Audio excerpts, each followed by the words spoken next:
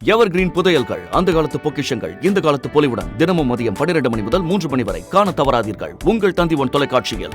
பள்ளிகளில் சாதிய பாகுபாடுகளை களைய அறுவை சிகிச்சை வேண்டும் என்று கூறிய ஓய்வு பெற்ற நீதிபதி கே. சந்துரு, சில பள்ளிகளில் ஆசிரியர்கள் தங்கள் சாதி மாணவர்களை இணைத்து வாட்ஸ்அப் குழு வைத்திருக்கும் சூழல்தான் இருப்பதாக கூறினார்.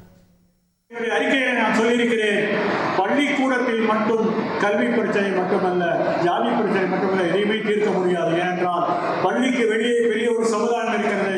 அந்த சமுதாயம் தொடர்ந்து இதே போன்ற போக்கில் இருக்கும்போது பள்ளி மாணவரை மட்டும் மாற்ற முடியாது. சமுதாய மாற்றம் தேவை. இந்த அறிக்கையிலே சொன்ன சிபார்சுகள் அல்லது பரிந்துரைகள் எல்லாம் ஒரு சிறிய அளவுக்கு ஒரு முதலுதவி என்று சொல்லலாம். ஆனால் தேவை என்பது ஒரு அறுவை சிகிச்சை. ஒரு புற்றுநோய் இருக்கிறது என்றால் புற்றுநோய்க்கு பவுடர் போட்டு தீர்க்க முடியாது. புற்றுநோய்க்கு அறுவை சிகிச்சை செய்ய வேண்டும். பள்ளிகளிலே ஆசிரியர்கள் தங்களுடைய மொபைல் போனிலே, வாட்ஸ்அப் குரூப்பிலே தங்களுடைய ஜாதி மாணவர்களை சேர்த்துக் கொண்டு அவரை ஒரு அணியாக திரட்டுகிறார்கள். பல பள்ளிகளில் அவரை ஜாதி அடிப்படையிலே பிரித்து காட்டி வைக்கிறார்.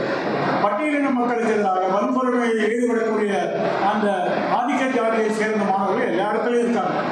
தமிழ்நாடு அந்த விஷயத்துல எல்லாரும் ஒரே மாதிரி தான்.